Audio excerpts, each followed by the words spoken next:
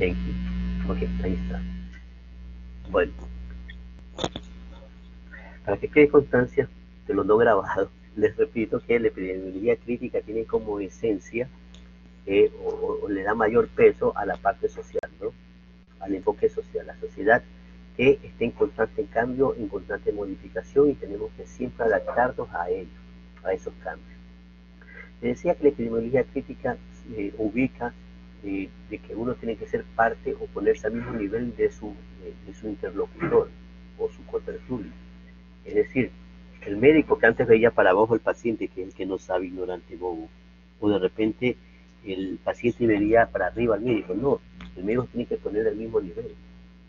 Porque de repente, no sé si usted, mire, eh, una vez fue una reunión, yo estoy como responsable o parte del equipo regional de la estrategia de VIH, y alguien hizo el comentario de que imagínese usted, una mujer embarazada, infectada con VIH, tiene un hijo, ese hijo nace en un expuesto perinatal y lógicamente se infecta con el VIH. Y esa persona se le explica, y esta mujer, disculpe la terminología, ¿no? Estamos conversando, usted sabe que mi lenguaje es muy informal, ¿no? Pero eso que no se haga perder el respeto entre nosotros. Porque esa mujer es torpe, es tonta, qué bruta esa mujer. Se le explica que no se embarace y se vuelve a embarazar. ¿Usted qué puede pensar, señorita Monar, que a una dama, una mujer que esté embarazada, que tiene VIH, nace un niño infectado, se le dice, y esa mujer no entiende, es torpe, porque nuevamente se embaraza? ¿Qué opina usted de ella? Su opinión. Ah, no, yo no diría que es torpe, sino que ya pues son las circunstancias que pasan, así pasa y uno no puede como evitar lo que pueda pasar. ¿Pero usted cree que una mujer quiere que su hijo salga infectado? Nadie, ¿verdad? Ujú. Pero ¿quién es torpe ahí? A El ver, médico, el que no supo llegar a ella. ajá. Porque el torpe no, que torpe. Por ejemplo, ustedes tengamos mucho cuidado, que a veces dicen, me entiende, me entiende. Cuando uno dice a alguien me entiende, le está diciendo, tienes capacidad de entender lo que estoy transmitiendo. Pues eso es irrespetuoso. Me hago entender, porque uno tiene que buscar la forma, la jerga adecuada para llegar al receptor. Entonces, eh, no nosotros, o sea, el torpe es el médico de pensar que porque le explica algo lo va a entender. Como le decía, yo era parte de la estrategia de VIH, de repente, sí se me está escuchando, no me preocupa que no se me escuche. Bueno, a ver, la estrategia de VIH, de repente eh, se cogen a las trabajadoras sexuales para evitar el VIH, viene una licenciada y les explica cómo poner preservativo, ¿sí? En un dildo, ¿no? En un pene así de madera y todo, así se pone el preservativo. ¿Qué decían las trabajadoras sexuales? Se reían. ¿Usted cree que una enfermera le puede explicar a una trabajadora sexual cómo poner un preservativo? De poder puede, pero ¿quién sabe más de poner un preservativo? ¿Una trabajadora sexual o una enfermera? Mm, la verdad es que no sé, pero o sea, por las medidas preventivas creo que la enfermera. Sí, efectivamente la enfermera sabe la técnica, porque las trabajadoras sexuales podrían poner muchos preservativos, pero la manera técnicamente y apropiada de poner un preservativo lo conoce la enfermera. Pero la enfermera, para hablar con la trabajadora sexual, tendría que ponerse al mismo nivel. La mejor persona que podría capacitar a una trabajadora sexual, ¿sabe quién sería? Otra trabajadora sexual. Coge una trabajadora sexual, se le explica, se la capacita y ella puede capacitar a otras trabajadoras sexuales. Eso es lo que se denomina consejería de pares. ¿De acuerdo? No sé si me hago entender que, por ejemplo, para unos niños de la escuela, entonces de repente el doctor Rodríguez de una charla a los niños de la escuela sobre el dengue. Y yo digo, el dengue es una enfermedad viral transmitida por un vector que es el Aedes aegypti. Mira, aquí está el mosquito, el Aedes aegypti, que no sé qué, no sé cuántos. Y yo dije haciéndome todo bien bonito y que explicándole, los niños hasta se aburren. La idea es que la mejor persona que pudiera capacitación a un niño, un adolescente, es un niño o adolescente, con su misma jerga, con su misma forma de ser, su forma de hablar. Entonces, si yo voy a capacitar a niños en una escuela, al final les tengo que, hay personas que, parvularios, que están con técnicas apropiadas para llegar a niños en caso de ser niños. Por ejemplo, si yo quiero platicarles sobre los mosquitos, yo cojo un vaso de agua con larvas, le tapo y le pongo gas al niño, miren este vaso, y si todos los días ven los vasos se van a dar cuenta que las larvas se transforman en mosquitos adultos. Y eso nunca se le va a olvidar a los niños. Pero si yo me pongo un slide, por más que se pongan con muchos colores, dice que el mosquito bailando, lo que sea, los niños se van a distraer. Entonces, si yo quiero capacitar a los niños de una escuela, ¿a quién usted cree que debo capacitar? A los profesores y a los padres. ¿Ya? Ahí viene la lógica que la idea es que los profesores, a ver, si yo capacito, busco a los niños más pilas y capacito a niños, los niños más pilas, los de años superiores, para que ellos lo expliquen a los de años inferiores. Bien.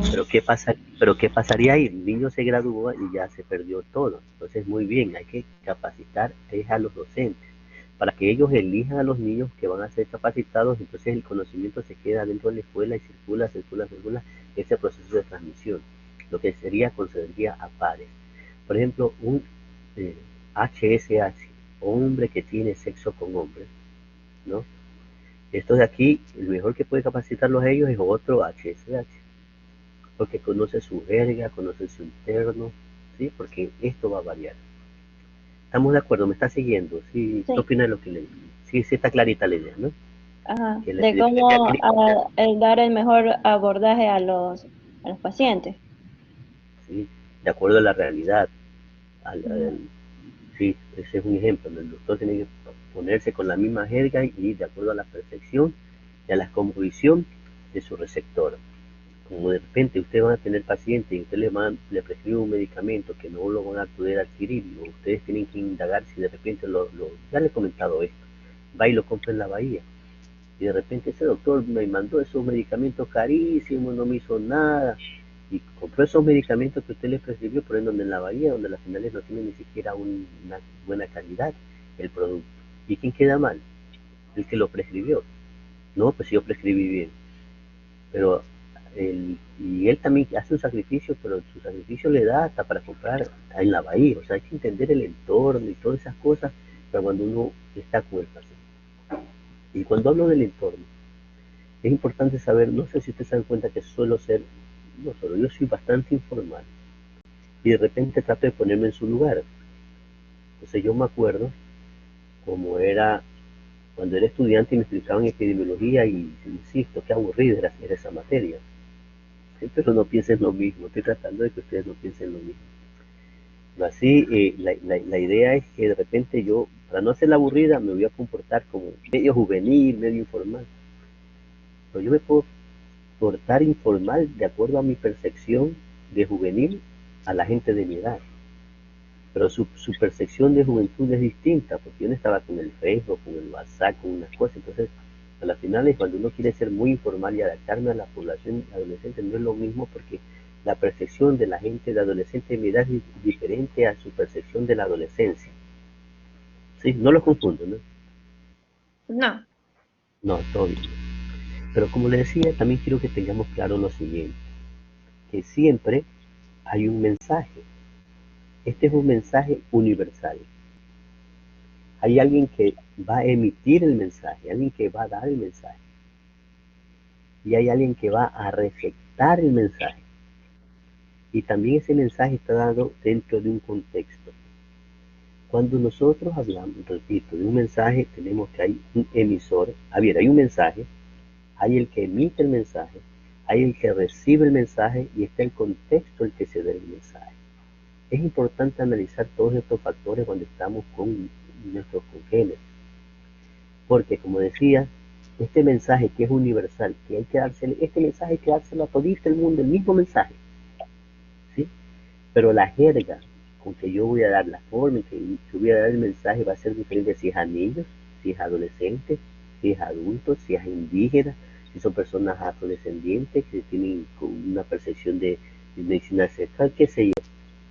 El mensaje que es universal hay que adaptarlo al receptor. ¿Me hago entender, verdad? Sí, Sí. chévere. Pero eh, imagínense, imaginemos un contexto.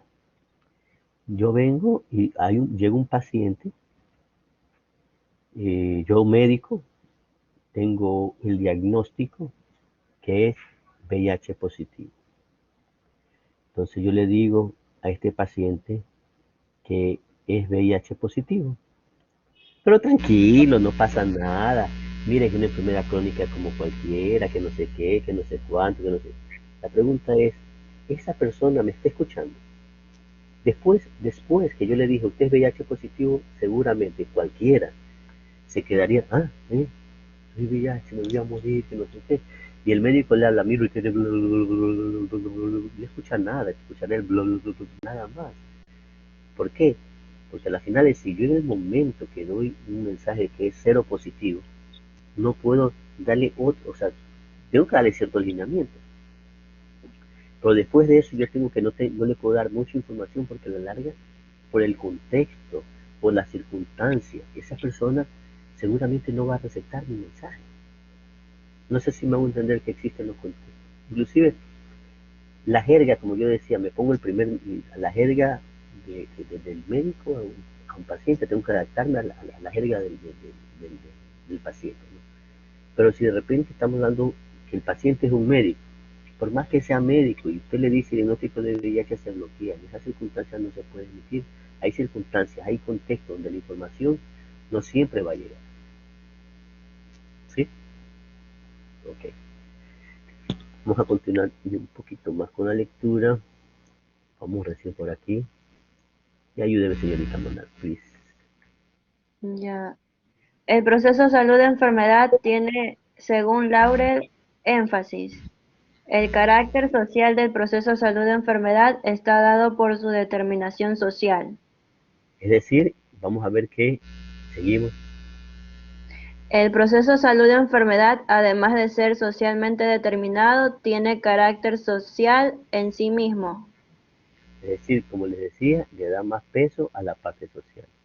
Y aquí, y esto de aquí, yo me pongo en su lugar, me ha pasado, eso parece una enredadera que socialmente no sé qué es. ¿Cuál es la esencia? ¿No? ¿Vale?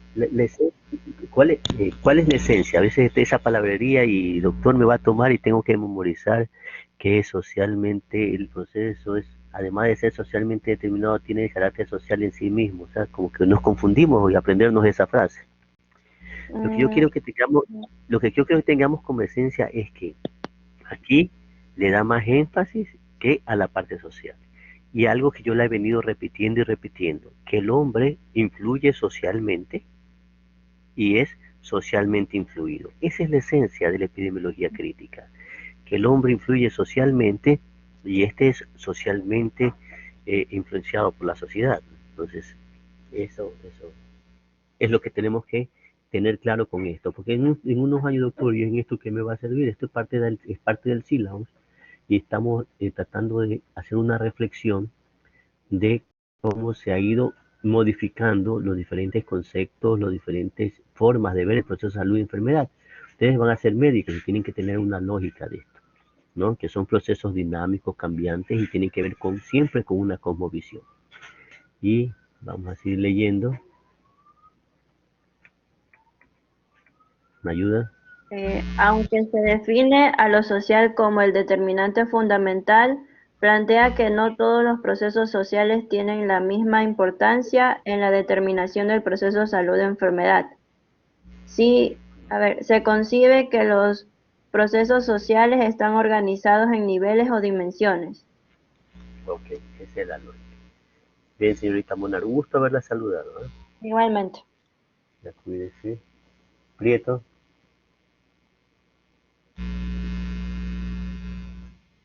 Ya enciendo la cámara, doctor. Buenas tardes.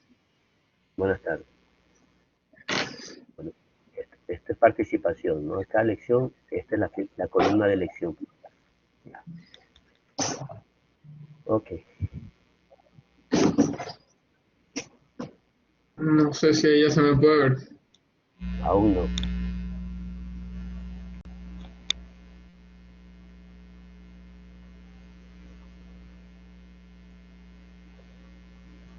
Es que creo que tengo un poquito... Problema con la señal. mal el A ver, ¿dónde estás, Prieto? ¿Por aquí? Así sí veo que tienes problemas con la señal. Tranquilo, tranquilo. No sé Ahí si estamos. estoy Ah, ya. moviendo para donde me puedo Ya. tardar. Pray your booter. Ujú. Ok, sí, ¿cómo estamos? Todo bien. Ya. Entonces, espero haber llegado a la idea de la esencia de lo que es la epidemiología crítica, ¿no? De que hay que adaptarse a la sociedad, le da mucho peso a esta interacción con la sociedad. Apaga el micrófono hasta eso, hasta que te diga que algo. ¿Ya? Entonces le da mucho peso a esta parte social, ¿no? Entonces, si bien es cierto, le da todo, o sea, mucho peso a la parte social, dice que no todas las partes sociales tienen el mismo peso. Entonces, crea lo que se denomina las dimensiones. Y me vas a ayudar con la lectura de las dimensiones. Según Bremer, hay tres dimensiones de jerarquía dentro de los procesos sociales. La dimensión general, la dimensión particular y la individual. ¿Qué dice la dimensión general? Dada por los procesos estructurales, formas de producción, grados de desarrollo, industrialización, forma en que se reparte el producto de trabajo social. Quiere, Superestructurales, organización de la sociedad, el Estado. sí. Y lo que quiere decir con esto, en la epidemiología crítica, que el proceso de salud y enfermedad va a variar. Si naces en países donde existen grandes estructuras, ¿no? Es decir, si naciste en un país desarrollado, el proceso de salud y enfermedad va a ser diferente que en uno subdesarrollado o en vías de desarrollo. ¿Cuáles son sus formas de producción? ¿No? O sea, el grado de desarrollo de la población va a determinar, ¿bien?, que tengas un mejor estado. El proceso de salud va a ser diferente, ¿no? Eso si estás en un país de desarrollo podrías tener mejores beneficios en cuanto a la accesibilidad a ciertos servicios. Pero no así que podría haber ciertos tipos de factores de consumo, porque si hay mucha obesidad en ciertos países desarrollados, de repente los países desarrollados están en el norte, en zonas templadas, donde de repente hay poco el sol, etcétera, poca radiación solar, entonces hay predominio de osteoporosis, etcétera. Entonces esa es la dimensión general. La dimensión particular, La dimensión particular, dada por la división de los hombres en grupos sociales que tienen características de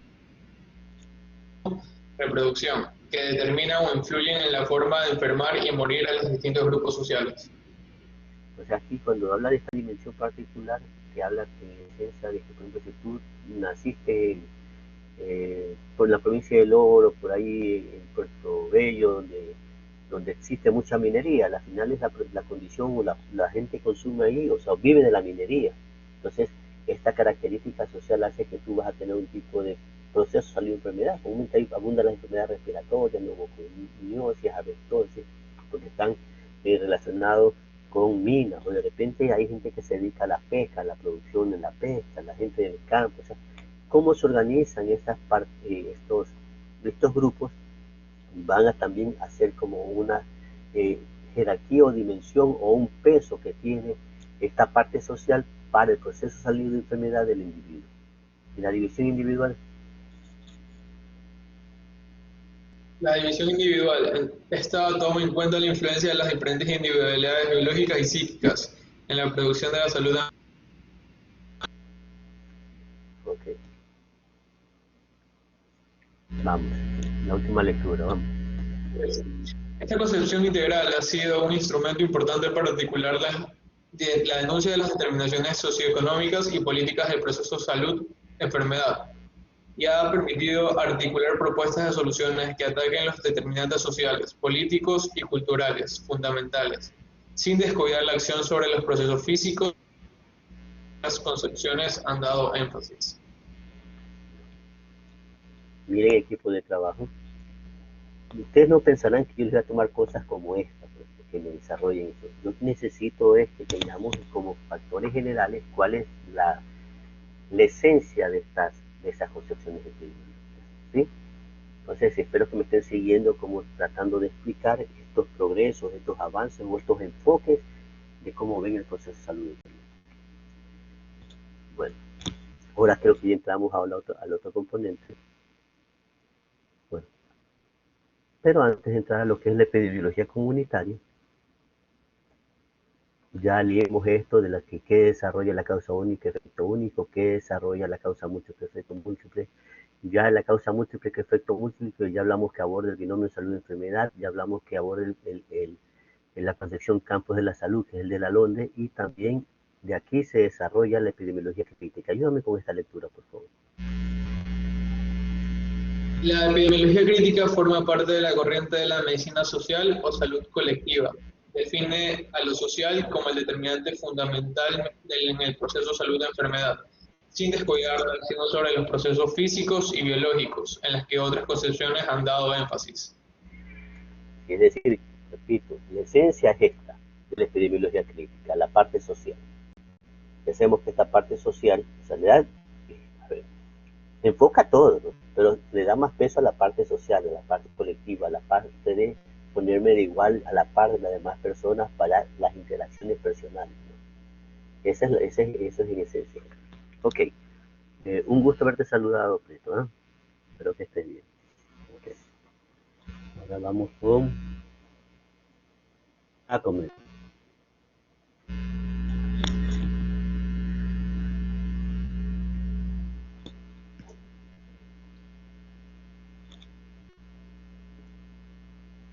¿Se me ve? Aún no. Ya lo activé, pero no aparece.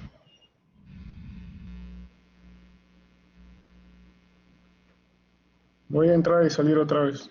Porque No, no sé por qué no aparece. no. Quédate ahí. No. Está bien. Vamos un ratito.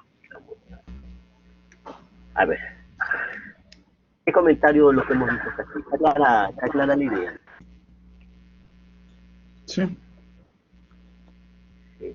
Ok. Ahorita vamos a hablar algo que en realidad es algo más desarrollado de la epidemiología crítica o como que depende más de la comunidad crítica. Como decía, en esta epidemiología crítica era como ponerse al mismo nivel, ¿no? Pero ya vamos ahorita a hablar de la epidemiología comunitaria que tiene casi la misma esencia, estar al mismo nivel de la gente, pero la diferencia es que en este caso tú haces epidemiología con la comunidad. Es decir, llegas a la comunidad y haces como que ellos vean o analicen sus problemas. Tú los orientas, sí, pero tienes que hacer que ellos desarrollen su percepción y que empieces a hacer historia, empiezas a construir la historia de la salud de esa comunidad con ellos mismos. Esa es la esencia de la epidemiología comunitaria y quiero que por favor me ayude con la lectura de lo que está aquí. Vamos. El desarrollo teórico y su práctica fundamenta en la estrategia de atención primaria de la salud. Se puede considerar más como una aplicación de la epidemiología crítica que como una concepción. Según Tognoni, puede definirse básicamente como una disciplina técnica para hacer la historia de las relaciones entre las poblaciones y el proceso de salud de enfermedad. Se trata también de cómo hacer procesos de comunicación que permitan un diálogo con la comunidad que un aporte de crecimiento y garantice el derecho de la salud. Sí. No sé si, bueno, más adelante creo que quedaría más claro que como que me acerco a la comunidad, trato de que ellos orientarlos a que vean cómo está su proceso de salud de enfermedad o cómo está su ambiente en todo y uno empieza a construir acciones de salud pública conjuntamente con ellos. Ya, gracias, Jacob. Perfecto. Okay. Calderón.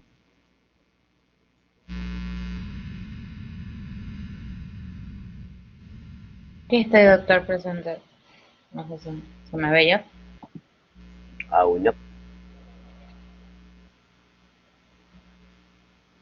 Un momento. Me Ah, demora un- bueno. Perdón, que me demora un poquito a prender la cámara. Puede estar caliente la computadora, échale agua. Ahí sí, ya se prendió. Ahí la vi. ¿Qué tal? ¿Cómo están? Quiero Bueno, que por favor, ¿ustedes bien? ¿cómo estamos hasta aquí? Yo sé que muchas letras, y les pido nuevamente disculpas, puede abrumarme, pero yo Un creo que poquito. sí, sí, no, es que yo he estado del otro lado, tengo que cumplir con los sílabos, ¿no?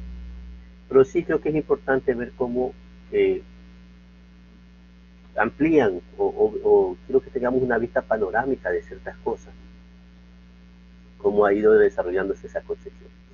No le voy a tomar cosas chiquitas, sino cosas más, ¿no? De las concepciones epidemiológicas. O Seguimos con la sea, epidemiología. Sí, dígame, Diego, ¿qué piensa? Pues no. Hasta nada, ahora sí, un poquito medio tedioso por el hecho de que muchas letras y eso. sí. Pero si yo le pregunto lo de la LONDE, por ejemplo, o de la, que es el modelo de los campos de la salud, ¿cuál es la esencia Claro, de eso? o sea, lo de la Londe, sí, lo que él decía eran los estilos de vida. Es decir, Habla de los factores del ocio, ¿cómo era? De los modelos autocreado, autocreados. Son modelos modelos de vida autocreados. autocreados. La idea es saber cuál es, la idea es que usted tiene que saber los cuatro componentes. Y cuando habla de los cuatro componentes, saber que, bueno, hay cosas como que en la biología humana como que no se puede hacer ahí nada con los factores de envejecimiento, la edad, eso como que no se puede hablar nada mucho en la teoría de campo de la salud. Ah, pero en los estilos de vida y modelos autocreados, sí, hay que aprenderse que hay algo inherentes al oso, que hay inherentes al consumo, ¿no? Y otro que tiene que ver con su ocupación. Chévere. Cuando hablamos nosotros ahí del medio ambiente, ay, no lo desarrollamos ahí el medio ambiente, mientras que Level y Clark lo dividí en tres, acá lo dividí en dos, ¿no? Como que unía nomás la Ujú. parte biológica y física y la parte psíquica y social lo dejaba aparte. Entonces, esa es la idea macro que tenemos que saber que se privilegia, se privilegia no solo la parte curativa, sino a que la gente cambie su estilo de vida para tener una comunidad saludable. Hay que hacer bicicleta, bailoterapia, no sé qué. Eso es lo que quiero que tengamos, que es la esencia de ese modelo. También la epidemiología crítica le toma en cuenta todo. Ah, no, pero le da más peso, me acuerdo de la balanza, le da más peso a la parte social. Es decir, ahí el doctor nos dijo algo de Eso los decía médicos. o sea, era que ahí daba el ejemplo de que hay que comportarse el enfoque social, entender las jergas de las personas y cómo hablar con las diferentes personas y cómo explicar las diferentes situaciones que se le va a presentar en la sociedad. Como es la parte social, le da mucho porque el hombre influye socialmente y es socialmente influido. Y la esencia es que no solo entender la jerga, sino que si yo voy a emitir un mensaje, yo tengo que adaptar mi mensaje a la jerga, a la cosmovisión de las personas que van a recibir el mensaje. Pero nunca olvidar que los mensajes también se dan dentro de un contexto, nunca olvidar los contextos como se dan los mensajes. ¿Okay? Por eso no sé si decirle aquí esta anécdota, no, después le cuento esos mensajitos de cómo dar los mensajes. No, creo que aquí en otra clase no se va a dar. Bueno, ¿cómo se dan los mensajes? Les cuento. Que había un emperador que era tuerto, tenía una gran joroba y era cojo, tenía una pierna más corta que la otra. Y de repente coge a un dibujante y que lo dibuje. Con su pincel estaca, no, pues lo voy a hacer tuerto, no, yo ahí le arreglo el ojo. No, le quito la joroba y lo pongo rectito, así, todo chévere. Y viene el sultán y lo ve. No. Este es un mentiroso, mátelo, fusílenlo y lo mataron. Después viene otro pintor. No los aburro con mis historias, pero que no. Después No, viene otro pintor. Después, deja de tanta letra, doctor. ya, pero bueno, después viene otro pintor. Y en cambio ahí lo hice con el ojo, con la joroba, y lo hizo cojo y todo, lo hizo parecía una foto, era pinceladas, pero parecían fotos. Viene este tipo viene y ve su foto y se ve igualito, sí, pero no le gustó. Mátenlo. Chus. Después viene el tercer pintor y ¿qué hizo? lo subió en un caballo. Como lo subió en un caballo, solo se le veía una pierna y no se le veía la otra pierna. Con eso disimuló que no, que era cojo. Y le puso un rifle en la mano. Así. Y con eso, y con eso ya disimuló la joroba, porque le mostró la joroba y le demostró el ojo tuerto, pero eh, lo enmascaró con el rifle como que está apuntando. Bueno, doctor, ¿y por qué nos cuenta esos disparates? Sí, la idea es que, por ese tipo sí le pagaron bien. La idea es que a veces somos muy directos. Yo digo las cosas como son y expresamos las cosas. No, no, no, no. Siempre hay que tratar de adaptar al receptor. Uno puede decir la verdad. No, yo siempre digo la verdad y la digo como no, no. Hay que adaptarse, que a veces la gente está muy susceptible y hay que saber transmitir los mensajes. Hay que saber decir las cosas. Uno puede decir la verdad, pero tiene que adaptarla a un contexto adecuado y tiene que tener una forma adecuada de decir las cosas de acuerdo al receptor. Entonces es muy importante eso. Recuerden cuando estén ante un paciente que tienen una visión y ustedes tienen que tratar de analizar ese tipo de cosas. Cuando vean semiología, ustedes verán que si un paciente le llega solo acompañado, usted ya tiene que hacer un análisis de cómo es esa persona, según cómo viene vestida. Si de repente él quiere hablar y la otra persona le contesta y no él, usted ya se hace un juicio de cómo es esa persona. Y esas son cosas que ustedes tienen que aprender a desarrollar cuando estemos con los pacientes. Con eso espero haberlos olvidado de muchas letras y ahorita les voy a enseñar mucho más letras. Pero insisto, eso le va a servir como insumo para la lectura. ¿Ok? Entonces seguimos con lo que es la epidemiología comunitaria.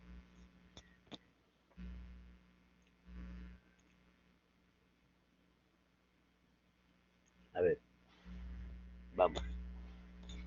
Desde la perspectiva de la epidemiología, está dada en el contexto de cada área o comunidad y se hace epidemiología cuando se hace la documentación o narración, historia del encuentro de las comunidades, familias o personas con las enfermedades o con la salud.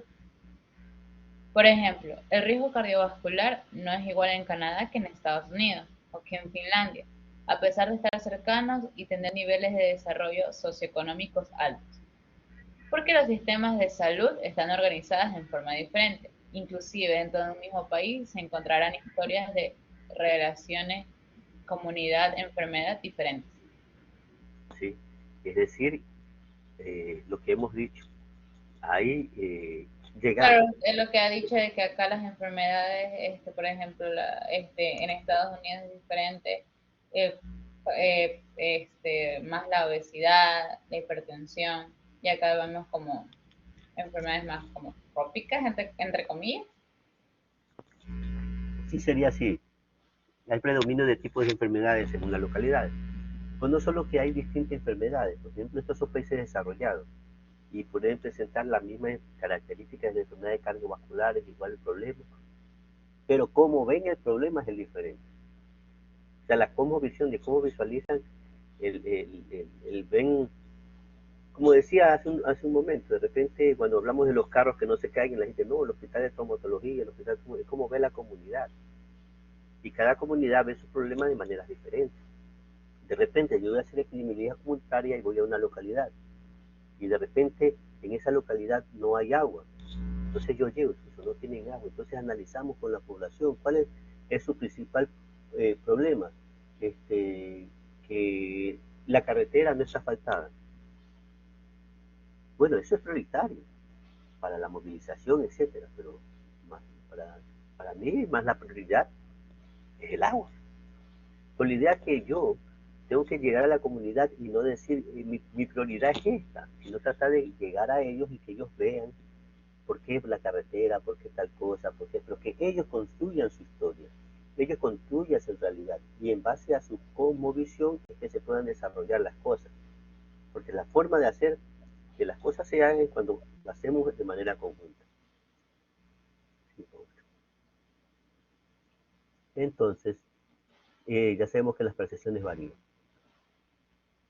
Vamos, ayúdenme. El fundamento metodológico principal es validar métodos, técnicas e instrumentos faciales y de menor costo que las tradicionales, pero con igual o mayor validez estadística y práctica, que permitan facilitar el diálogo y resolver problemas o transformar la realidad, además de facilitar procesos participativos de las comunidades. Esto que está ahí de lectura, en esencia, es lo que yo les he estado diciendo, construir con ellos. Porque la epistemología comunitaria tiene ciertas características que son estas. Vamos, ayúdenme. Número 1. No se desarrolla alrededor de grupos humanos, poblaciones, sino con estos mismos grupos. No entendí 2. esa parte, ¿no? A ver, un ratito, yo no entendí eso. ¿Qué usted cree que quiere decir eso? A ver qué dice aquí. ¿Qué pasó? Ya. Que no se desarrolla alrededor de los grupos humanos, sino con estos mismos grupos. No, ahí sí que no entendí. ¿Qué cree que usted quiere decir eso? O sea, yo diría como que se estudia en una población en específica, o sea, si estamos hablando de San Borondón, vamos a estudiar la población en cuanto a un tema en específico. Vamos a ver sus prevalencias así, y después vamos a estudiar este mismo tema en otro lugar, pero no conjuntamente, todos por separado, todos por sector. No, le cuento que no. Le cuento que la esencia de la epidemiología comunitaria es que no, no es ir a hacer investigaciones sobre esos grupos. Es decir, no se trata de mirar desde afuera qué es lo que Doctor, puede pasa. hablar un poquito más alto, perdón. Más alto. A ver. Bueno, la idea es que no se trata de ir a investigar algo ahí a la población. Cuando hablamos de epidemiología comunitaria es como que uno se va a meter dentro de la comunidad, ¿sí?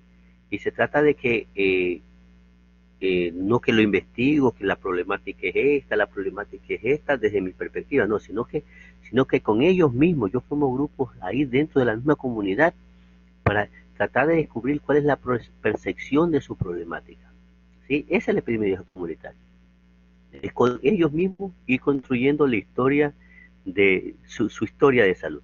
Ahí viene el siguiente punto, ayúdenme. No sé leer. A ver, vamos. A ver. Perdón. Se adapta a las pobres o escasas condiciones, se lleva a cabo en poblaciones no muy extensas, o sea, lo que decía, la comunidad. Claro, y la idea es que hay temas prioritarios. Perdón. La idea es que sí hay temas que son muy prioritarios, que de repente podría ser la construcción de un subcentro de salud, la construcción de alguna carretera o la construcción de un hospital, la construcción o crear una planta de agua, qué sé yo. Y no solo hay una necesidad, hay muchas necesidades. Pero lógicamente, como yo estoy en la comunidad y hay un listado de problemas, que no se trata de listar problemas, sino con ellos qué podemos hacer y qué es técnicamente viable de intervención, que es de acuerdo a las condiciones económicas o las condiciones de la población, porque uno puede querer cualquier cosa. Yo quiero un hospital y en cada localidad quiero un hospital, pero no. Se necesita determinar cuáles son el perfil epidemiológico, las necesidades, las poblaciones, etcétera. Porque la lógica no es construir hospitales, sino que ya sabemos que el 80% es con saneamiento ambiental y hay que fortalecer siempre el primer nivel de atención. Esa es la lógica, insisto, que yo voy a hacer historia o construir la problemática del proceso con la comunidad, o sea, me voy a ser parte de ella y voy a tratar de ver qué soluciones o qué cosas podemos realizar dentro de la factibilidad o de las condiciones que existen en la localidad y en la población. ¿Qué más? No es la que utiliza los grupos dominantes para mediatizar condiciones de vida y normalizar sus reivindicaciones o luchas. Sí, o sea, lo que quiero decir es que vamos a hacer epidemiología comunitaria. Entonces, como decía, ya se hacen poblaciones no muy extensas, se hacen las localidades y yo me meto con ellos. Sino que si hago en poblaciones muy extensas, al final es uno de otro, y es difícil llegar a acuerdo, ¿no? Pero a los políticos les conviene que hacer epidemiología comunitaria, se van a la población y a ellos les conviene más bien que sean con mucha gente, porque esos son votos y ahí vienen las promesas, que hago esto, que yo lucho por ustedes, vamos a hacer esto, ¿no? Y eso no es epidemiología comunitaria, ¿no? Tiene que estar orientado pues decía aquí, no por los grupos dominantes para someter a ciertas poblaciones, sino que tratar de introducirse a esa comunidad para buscar algún tipo de solución a los problemas. ¿De acuerdo? No lo estoy Cierto. haciendo dormir. No lo estoy haciendo Nada, dormir. nada, doctor. No, no, nadita. No. Vamos, vamos, pongámosle energía. Un gusto haberla saludado, ¿ya? Igualmente, Cuídese. doctor, un gusto. Sí, hace bien. Vamos. Vamos con Yerje.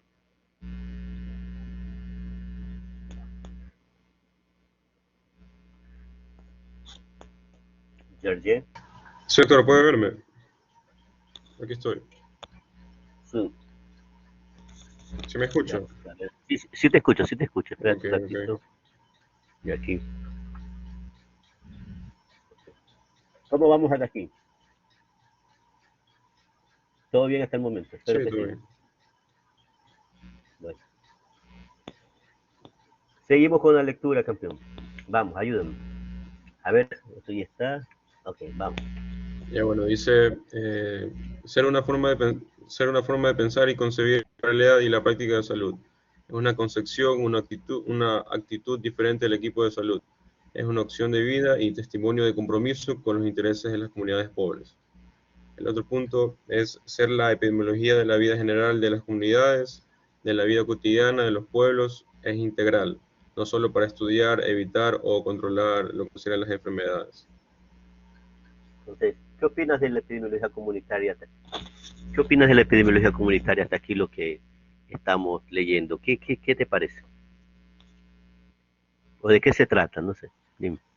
Bueno, o sea, como estaba leyendo ahora, como que se trata de como combatirse o la realidad, se puede decir, como que de verdad serían las condiciones en las que,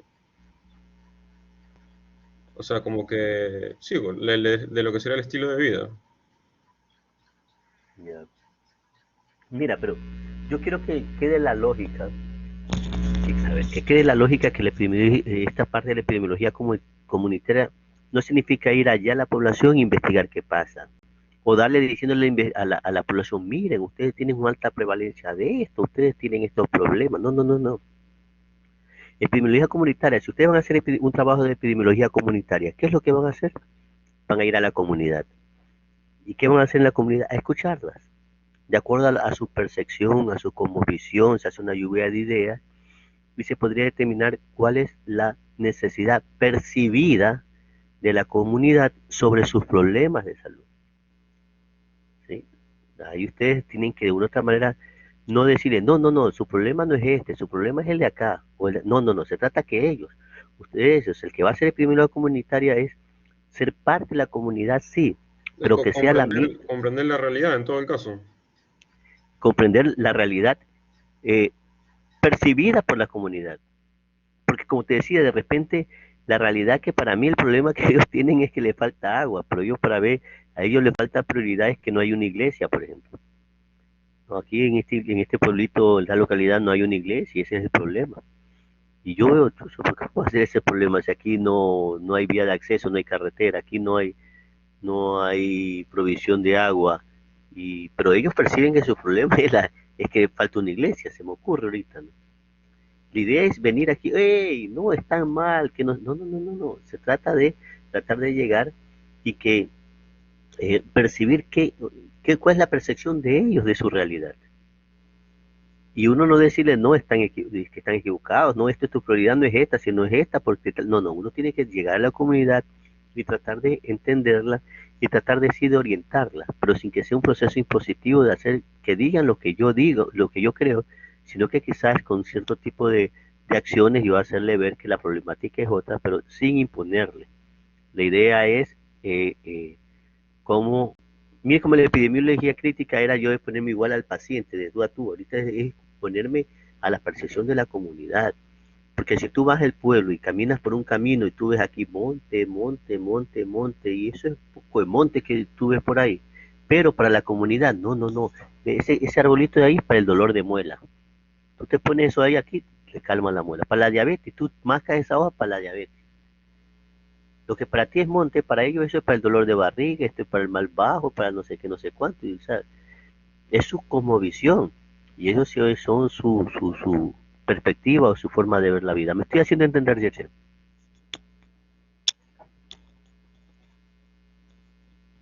La percepción de cada paciente. Me olvidé de prender el Y en este micrófono. caso, sí, como La es comunidad, comunitario, en este caso, no, del en la grupo. epidemiología crítica es así como que sí, como, pero esto es como una adaptación, ya se habla de la comunidad, ¿no? Cómo percibe la comunidad, y insisto, disculpa que sea reiterativo, no se trata de imponerle a la comunidad, se trata de tratar de ser parte de ella y tratar de entender su cosmovisión. A ver, vamos aquí. Ayúdame, por favor. Bueno, dice, en la medida que se encarga de estudiar la relación del proceso salud-enfermedad con las comunidades, es un instrumento para el desarrollo de la conciencia de la comunidad, el desarrollo de su organización con autonomía y autogestión, para preparar y efectuar su movilización en acción directa, cambiar lo que no está bien, es decir, para transformar la realidad. Es decir, hay ayudas que no ayudan. A veces queremos ayudar y darle recursos a una comunidad. No, hay que ayudarlos a que ellos desarrollen estrategias de emprendimiento para que ellos puedan estar dotados de mejores recursos. ¿Sí? Y con esto, ve, chévere, vamos a terminar la clase con que los desarrollos en las teorías de las causalidades, miren, desarrollan estas concepciones epidemiológicas. Entonces, la esencia de la epidemiología comunitaria es esto. ¿Me ayuda, por favor, con la teoría que hacemos que sale de la causa múltiple, efecto Dice, múltiple, y esta es la esencia de la epidemiología comunitaria? Vamos. dice, epidemiología comunitaria se define como la disciplina que permite hacer la historia de las relaciones entre las poblaciones y el proceso de salud de enfermedad. No existen escuelas de epidemiología comunitaria. Hay comunidades que hacen epidemiología comunitaria, que han desarrollado y generado concepciones y prácticas para resolver los problemas fundamentales de la vida y salud. Se lleva a cabo en poblaciones no tan extensas. Okay. Entonces, esto es una pequeña cuadro que podemos hacer la diferencia entre lo que es epidemiología general y epidemiología comunitaria. ¿Sí? Yayer, un gusto haberte saludado. Igualmente, doctor, pues. Okay. Carbo.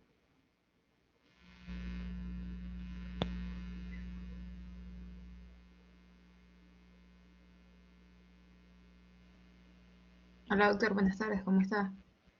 Gracias a Dios bien. ¿Y usted? ¿Cómo le va? ¿Cómo le ha Muy ido? bien. Sigue despierta. ¿Mandé? Sigue despierta, digo. Ah, sí, por supuesto. Seguimos despiertos. Vamos, con energía. No espero, estoy cumpliendo con el sílabus. Yo creo que esta es la última clase de la parte teórica. Ya vienen las clases que son un poquito más, ya, más prácticas, y considero que podrían ser un poquito más interesantes, pero me gustaría tener un poquito de las reflexiones que podemos tener de la evolución, o cómo entender que todos los contextos son dinámicos y las cosas cambian. Claro. Bueno, y conversando un poquito, no sé si, creo que por la calle 8 en plena pandemia, hubo una fiesta con la participación de mucha gente. ¿Usted se enteró? En Guayaquil. La verdad que no, no he visto esa noticia de Guayaquil. Usted es de Bahoyo, ¿no? Pues, Sí, yo soy si mal no obvio. recuerdo. ¿Y Sí, cómo está? Creo que tenemos problemas de la Delta. ¿Y cómo está sí, la supuestamente he escuchado que se ha encontrado solamente un caso de Delta aquí.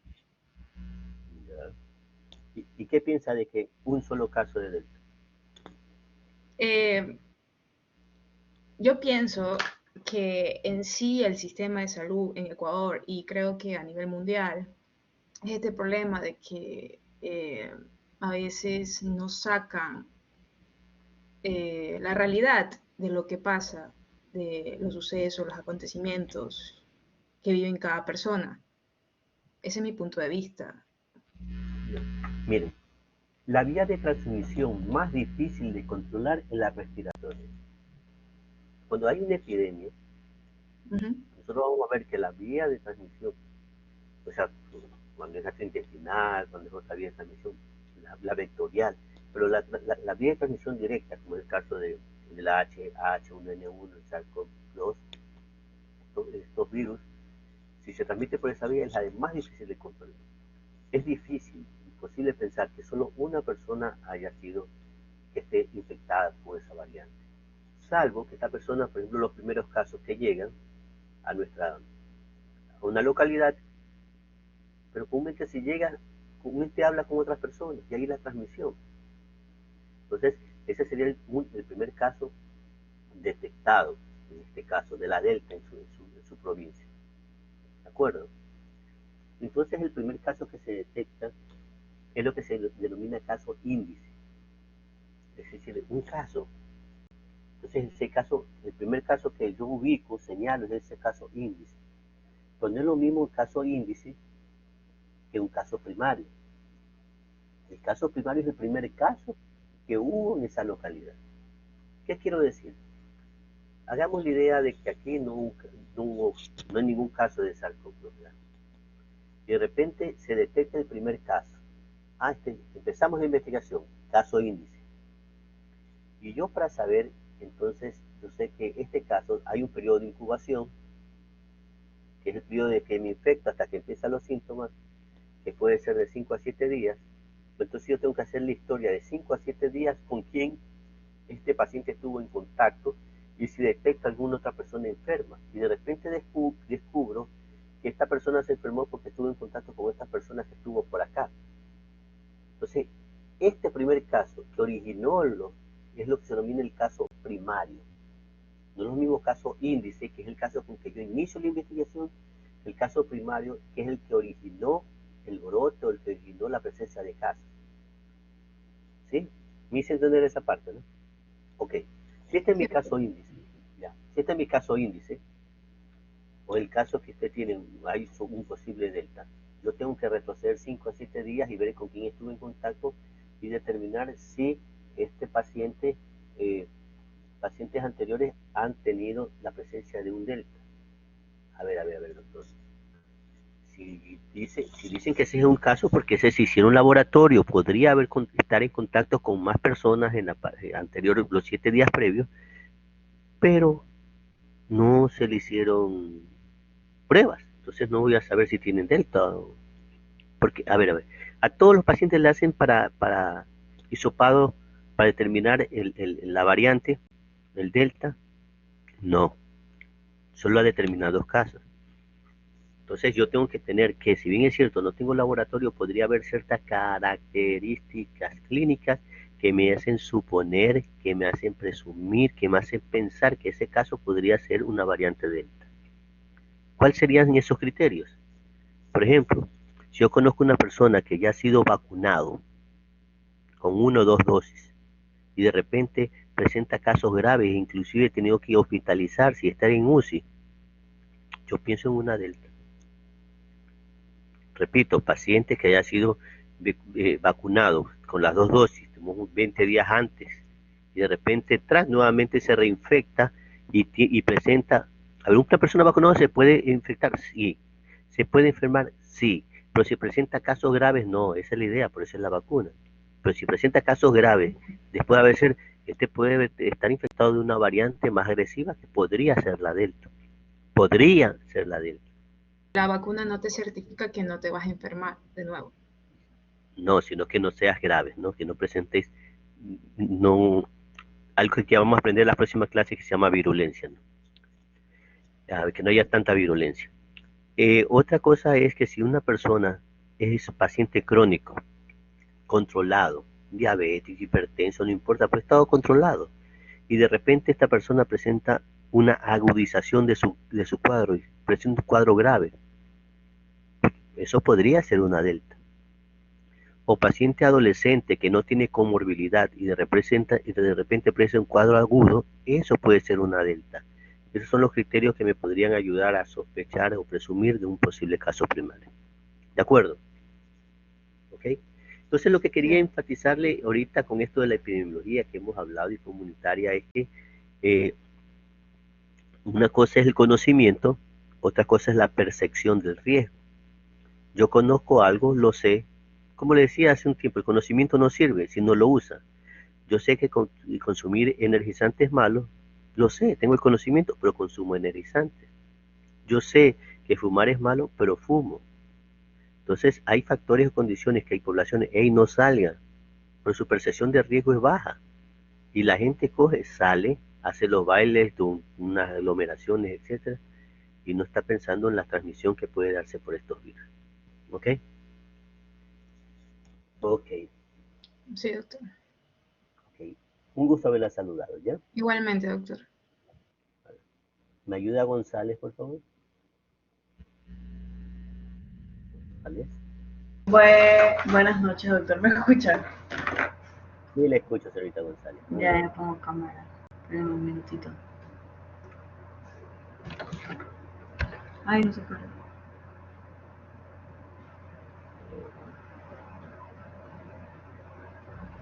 Ay, Ahí déjame espera. verla. Aún no. Sí, es que no se prende la cámara, no entiendo por qué. Ay, creo que ahí. Échele agua, puede estar muy caliente. Espera, ahí estoy.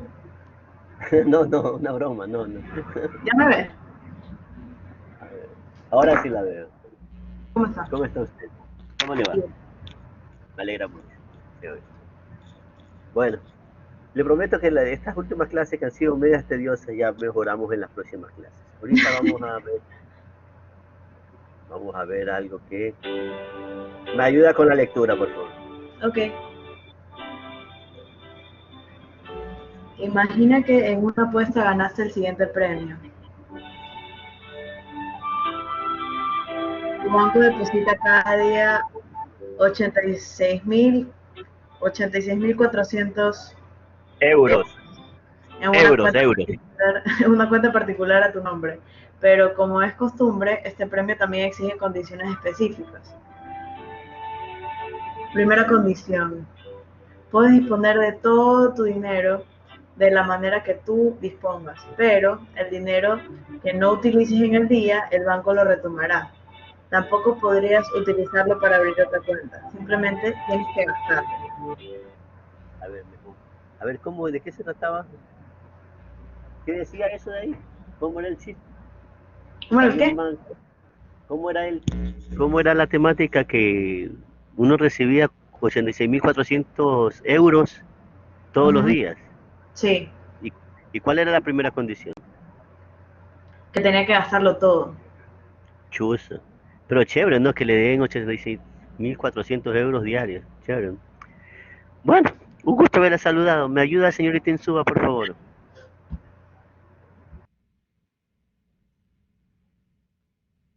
Señorita Insúa. Doctor, espérese, ¿me puede ver? Sí la Listo. visualizo. Gusto saludar. Oye, ¿qué más dice esto? Hola, Sí. tengo mal internet, doctor, no lo puedo escuchar. Oh, ahí tampoco, nada. Hable usted para Ya, que yo ahí le está, escuche. sí. Ok, Sí, ok. sí. A ver, después de la señorita Insúa, para no interrumpir, sigue Plaza, Roca y Varas y Ávila, ¿no? Con ese orden, ¿ya? Me ayudan para no parar la presentación y verla rápido. A ver, ¿dónde está la presentación? Estaba por acá.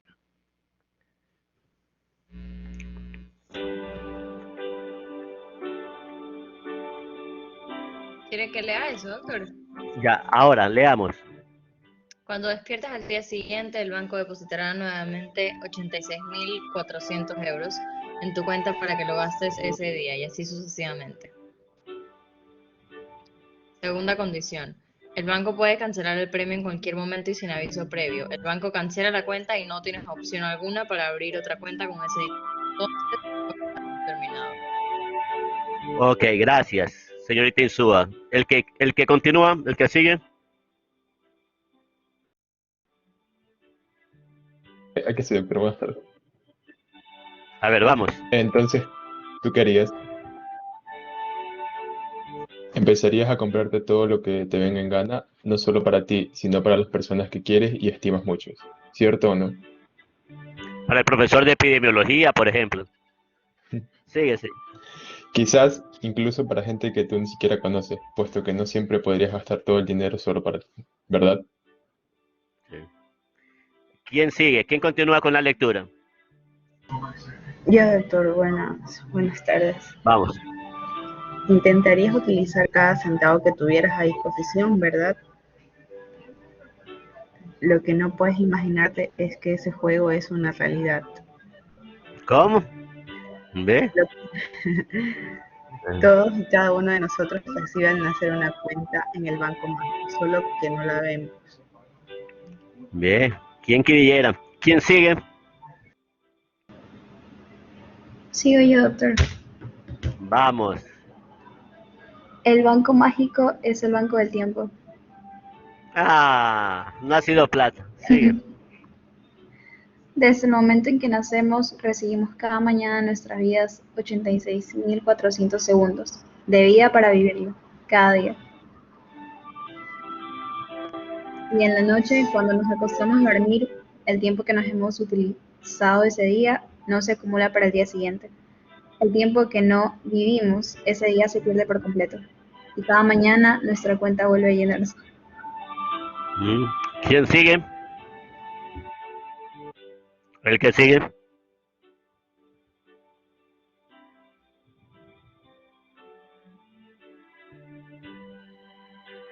¿Quién sigue?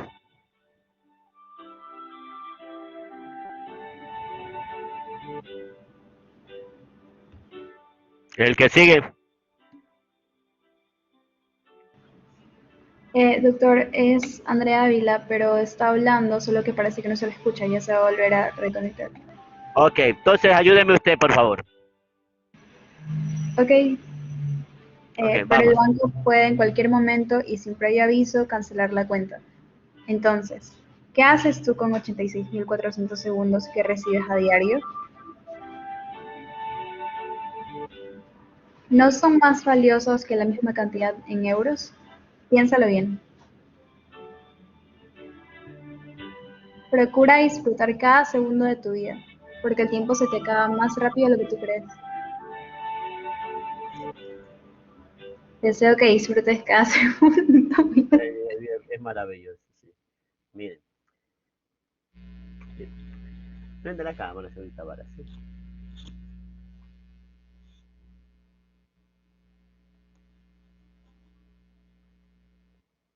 Señorita Varas. Ya. Ok.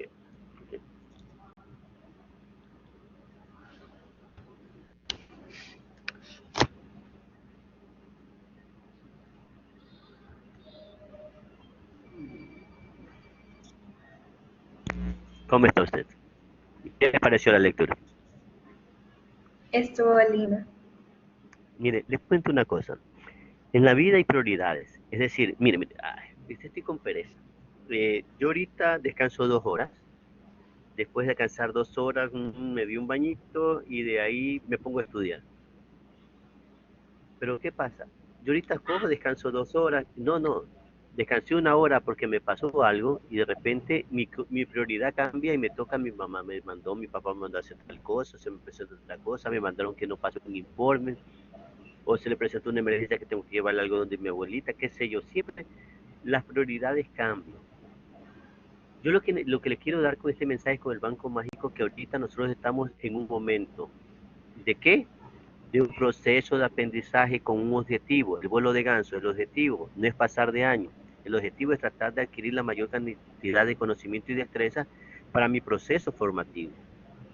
Pero yo siempre digo que si yo hago un gran sacrificio, tengo un gran resultado. Si hago un pequeño sacrificio, el pequeño será el resultado.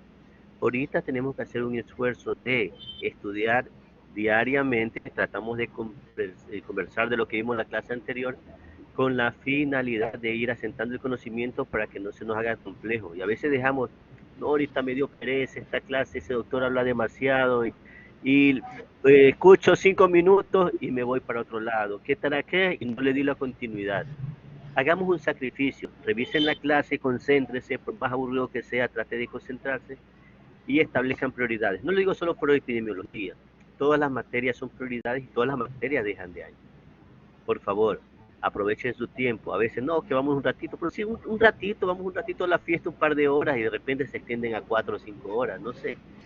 El mensaje es, estamos en un proceso formativo, aprovechemos nuestro tiempo y no es lo mismo ver una materia, por ejemplo, ver semiología,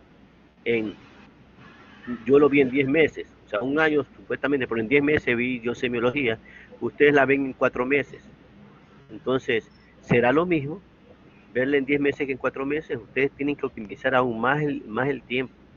Entonces, los médicos de ahora eran mucho mejores porque nosotros veíamos más tiempo la materia. En cambio, los de ahora lo ven superficial en 4 meses. No, no es así. La diferencia es que ustedes tienen la tecnología. Antes yo tenía que ir a buscar un libro y buscaba, y a veces ni encontrar el material. Ahorita por internet ustedes bajan la información. Ustedes tienen herramientas para ser mucho mejores y superarnos con su capacidad. Pero insisto, ustedes tienen algo muy provechoso que es la tecnología, pero no olvidarse que la tecnología también tiene que ser bien empleada y bien utilizada, ¿no? Entonces, aprovechemos nuestras circunstancias, aprovechemos nuestros tiempos y demos lo mejor de nosotros para ser buenos profesionales, ¿de acuerdo? Entonces, si alguien tiene alguna duda sobre la clase de hoy, a la orden. Si no, no, ¿sí? Vamos, señorita Monar, vamos. Un gusto, señorita Varas. Vamos, señorita Monar, dígamelo.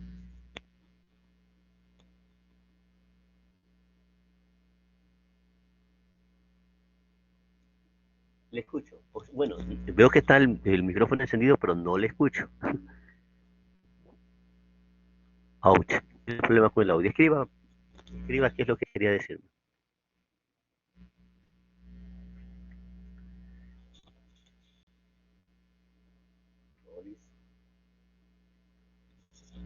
¿Alguna pregunta o de repente alguien que sepa la interrogante de la señorita Monar?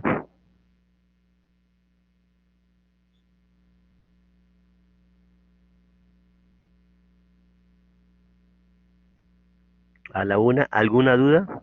Los demás compañeros, lastimosamente, no puedo satisfacer la inquietud de la señorita Monar. ¿Sí me están escuchando?